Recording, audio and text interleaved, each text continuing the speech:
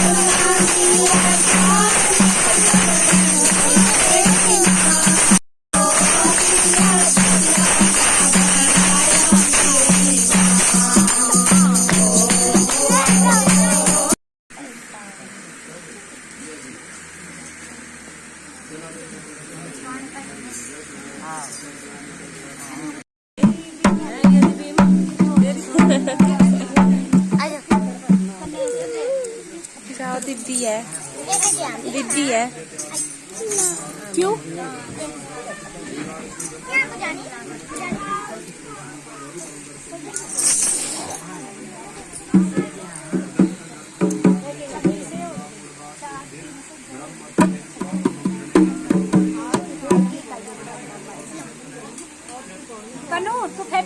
बरखा होती रही तो ठंडा रहा कने, आज फिर गर्मी होगी। पर ठंड हुई, ठंड लगे ताई तो जुकाम हो गया। बस अब खाना मिलेगा थोड़ी देर में, हवन के बाद फिर खाना।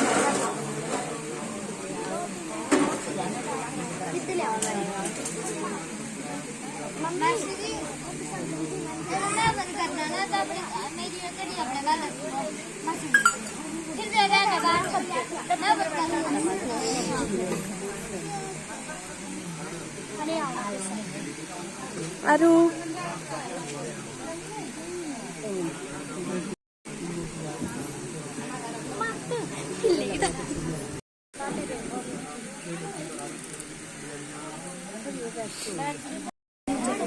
क्या बोल रहा है?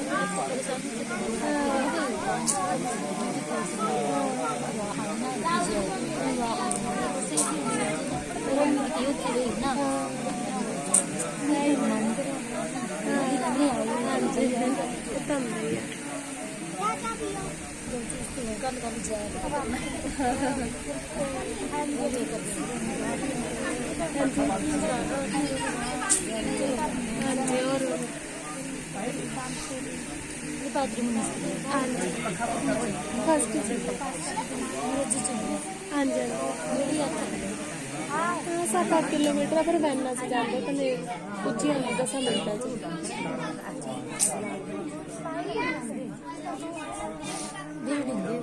क्या बोल रहा है? नहीं नोएडा रहते हैं।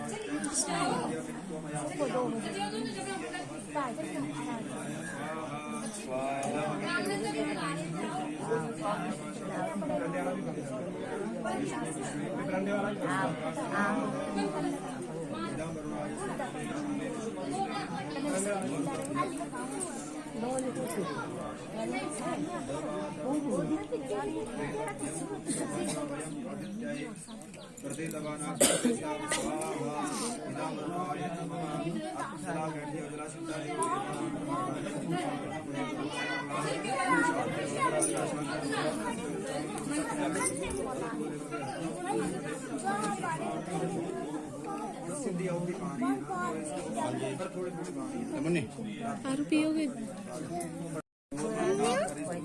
पियो आरू, गरम है पर गिरा मत देना। मुझे रख दो।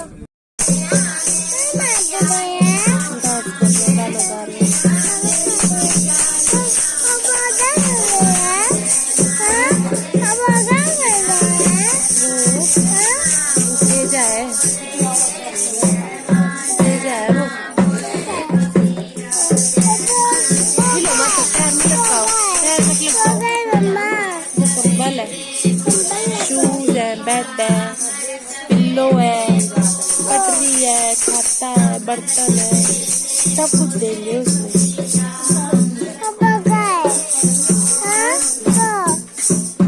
वो हैंकी है।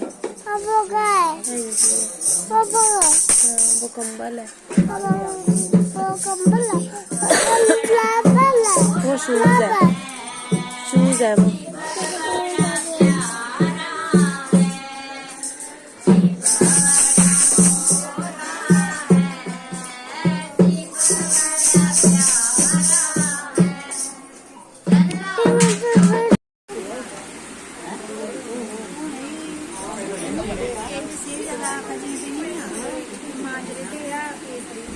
शिष्य बना दो, किसके खातिर? केवल भोजन के खातिर कि भोजन मुझे यहाँ मिल जाएगा। गुरुजी ने क्या किया, एक तुलसी की माला ली और उसके गले में डाल दिया और कहा कि यहाँ पर निवास करो, यहीं पर रहो और गऊओं की सेवा कर दिया करो, जो भी कोई कार्य तुम्हें दिखे वह कर दिया करो और भोजन ग्रहण कर लिया करो। जैसे ही सुबह उठा, भोजन बन रहा था, एक पहली जो पंक्ति बैठी उसमें बैठ गया, भोजन ग्रहण किया। जैसे भोजन ग्रहण किया तो उसका पेट नहीं भरा, गुरुजी के पास गया, कहने लगा कि गुरुजी शास्त्र में कितनी पंगत बैठती हैं? तो गुरुजी कहने लगे कि 5 पंगत बैठती हैं। तो कहने लगे कि मैं 5 पंगत में बैठ सकता हूँ। गुरुजी कहने लगे कि इतना खाते हो तुम? कहने लगा कि सब गुरुजी आपकी कृपा है। अब रोज क्या करता, 5 पंगत में बैठता, 5 बार भोजन करता, रोज इसी तरह दिन व्यतीत होने लगे। लेकिन क्या आ गया आगे एकादशी का दिन। जैसे सुबह उठा, एकादशी तिथि थी, आज उसकी नजर उठते हुए कहाँ जाती थी? सिर्फ रसोई में, कि आज बन क्या रहा है। जैसे रसोई में नजर गई तो वहां पर चूल्हा नहीं जल रहा था। मेरे राम आइए, मेरे भोजन का भोग लगाइए। जैसे ही इतना लगाए लेकिन भगवान नहीं आए, तो सोच रहे हो कि भगवान ये सोच रहे होंगे मन में कि मंदिर में भोग लगाऊंगा, क्योंकि वहाँ 56 प्रकार के भोग लगते हैं। मैंने तो ये थोड़ा सा भोजन बनाया है, बना भी कच्चा पक्का है, तो इसलिए भगवान नहीं आ रहे होंगे। तो भगवान से कहने लगा कि आचमनी अर्घा न आरती, यहाँ यही मेहमानी, रूखी रोटी खाओ प्रेम से, पियो नदी का पानी, राजा राम आइए मेरे, राम आइए मेरे, भोजन का भोग लगाइए।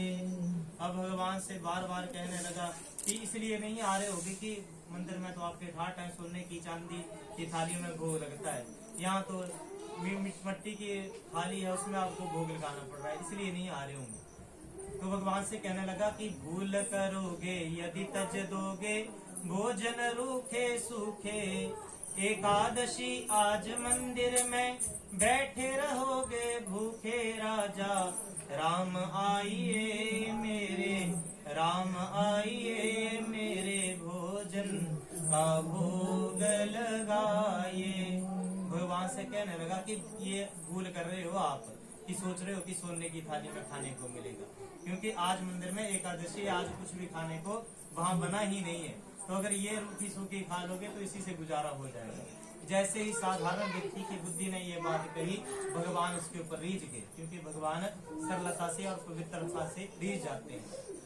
तो जैसे ही भगवान रीझ गए और भगवान आगे वहां पर कैसे सीता समारूढ़, कैसे आगे भगवान राम सीता के साथ, जैसे ही सीता के साथ आए, सरल व्यक्ति ने देखा भगवान को, भगवान से कहने लगे कि प्रभु, कि मैंने, मेरे गुरुजी ने कहा था कि भगवान तो केवल एक होते हैं, लेकिन आप तो 2 आ गए। तो गुरुजी की बात तो मैं गलत होगी, क्योंकि आप तो 2 हैं। तो भगवान कहने लगे कि हे भगत, ये मेरी पत्नी है, तो अपनी अर्धांगिनी को छोड़कर मैं कैसे आ सकता हूँ। और सरल व्यक्ति कहने लगे कि चलो फिर आ गए हो तो आपका मुखड़ा जो है देखने में बड़ा मनमोहक है, तो जितना भोग लगाना है लगाइए। अब भगवान ने भोग लगाया, क्योंकि भोग बड़े प्रेम से बना हुआ था। भोग लगाया, जो भी कुछ उनसे जो अन्न थोड़ा सा बचा हुआ उस सरल व्यक्ति ने ग्रहण किया और भगवान के चरण स्पर्श करके पुनः आश्रम में लौट गए। भगवान से जब भोज भगवान खा रहे थे तो बार बार कह रहा था कि मेरे लिए छोड़ दे। अगर हम होते तो क्या करते, सारी थाली भगवान को दे देते कि भगवान जी आप लगा दो। लेकिन सरल व्यक्ति की बुद्धि क्या है, अपने लिए अवश्य सोच रहा है कि मेरे लिए थोड़ा सा बचा देना, चाहे आप कितना खा। तो ये भगवान उसके ऊपर बड़े रीझ गए कि कितना सरल व्यक्ति है, कितना पवित्र इसका मन है, इसके मन में कोई चतुराई नहीं है। और सरल व्यक्ति आश्रम में गया, सो गया। अगले दिन द्वादशी थी, भोजन ग्रहण किया, ऐसे ही दिन व्यतीत होने लगे। जैसे ही अगली एकादशी आई, उठा, देखा भोजन नहीं बन रहा है, तो समझ गया आज एकादशी तिथि है। गुरुजी से आग्रह करने लगा कि गुरुजी भोजन थोड़ा बढ़ा दो, क्योंकि आपने कहा था कि भोग लगा लेना भगवान को, लेकिन आपने कहा था कि एक भगवान होते हैं, वहां पर तो दो भगवान आते हैं। तो गुरुजी सोचने लगे अवश्य भूखा रह गया होगा, इसलिए बार बार ऐसा कह रहा है। गुरुजी ने क्या किया, जो भंडार ग्रहण का जो साधु थे उनको कहा कि इसका थोड़ा भोजन बढ़ा दो। जैसे ही भोजन बढ़ाया, सरल व्यक्ति गया गंगा में स्नान किया, भोजन बनाया। जैसे ही भोजन बनाया, भगवान तो इंतजार कर रहे थे कि कब एकादशी आए और उसके हाथ का मैं ग्रहण करूं। भगवान तुरंत आ गए, लेकिन कैसे आए, लक्ष्मण जी को साथ ले आए। अब जैसे ही लक्ष्मण जी को देखा, सीता जी को, राम जी को देखा, सरल व्यक्ति भगवान से कहने लगे कि प्रभु पहले दो ही बहुत ज्यादा थे, आज तो तीन हो गए, अब ये कौन किसको ले आए। तो भगवान कहते हैं कि ये मेरे भ्राता है, मेरे सखा है, ये मेरे लक्ष्मण जी हैं। तो वह लक्ष्मण मन में सोच रहे कि भगवान भी कहाँ मुझे ले आए, किसके पास ले आए, मेरी बेइज्जती ही करवा दी। लेकिन क्या किया, सरल व्यक्ति ने कहा कि चलो आपके भाई हैं तो उनको थोड़ा सा भोजन मैं दे देता हूँ। अब सबको भोजन लगाया, लेकिन भगवान से फिर आग्रह कर दिया कि मेरे लिए थोड़ा सा छोड़ दे। भगवान ने भी भोग बड़े प्रेम से ग्रहण किया और थोड़ा जो बचा उस व्यक्ति ने ग्रहण किया और पुनः आश्रम की ओर। जैसे ही आश्रम में आए तो गुरुजी से आकर पहले मिले। गुरुजी से कहने लगे कि प्रभु रोज भगवान की संख्या बढ़ती जा रही है। तो गुरुजी कहने लगे कि इतना स्वयं तो नहीं खाता होगा, क्योंकि एक व्यक्ति तीन व्यक्तियों का भोजन तो नहीं कर सकता है, तो अवश्य कहीं न कहीं बेचता होगा। तो अगली बार जब इसका भोजन बढ़ाऊंगा तो इसका पीछा अवश्य करूंगा कि ये किसे बेचता है। जैसे ही अगली एकादशी तिथि आई, वह व्यक्ति उठा, देखा रसोई में कुछ नहीं बन रहा है, तो समझ गया एकादशी तिथि है, क्योंकि सरल व्यक्ति को ना एकादशी का ज्ञान था, ना द्वादशी, ना त्रयोदशी, ना चतुर्दशी कब आती है कोई ज्ञान नहीं। जैसे ही देखता रसोई में भोजन नहीं बन रहा है, समझ जाता कि आज एकादशी है। गुरु जी से आग्रह किया, आटा खूब डाल लिया, कंधे पर आटा लेकर चल पड़ा गंगा की तरफ। स्नान किया, गंगा में भोजन बनाने लगा। जैसे ही भोजन बनाने लगा, प्रारंभ भी किया था कि मन में ख्याल आ गया कि हर बार भगवान बढ़ते जाते हैं, तो आज क्यों ना चालाकी कर दूं, भगवान को बुला लूं, लेकिन भोजन नहीं बनाऊं। अगर बढ़ेंगे तो देख लेंगे, अगर नहीं बढ़ गए तो भोजन नहीं बनाऊंगा। अब भगवान को बुलाने लगा कि राजा राम आइए, मेरे राम आइए, मेरे भोजन का भोग लगाइए। जैसे ही आवाज दी, भगवान तुरंत वहां पर आ गए। तो भगवान कैसे आए, समस्त राम दरबार की तरफ। जैसे जितने राम दरबार में सैनिक, ऋषि, मुनिगण सब वहां पर इकट्ठे हो गए, जितने ऋषि थे। अब साधु कर रहे हो आप भी कर रहे हो, करो।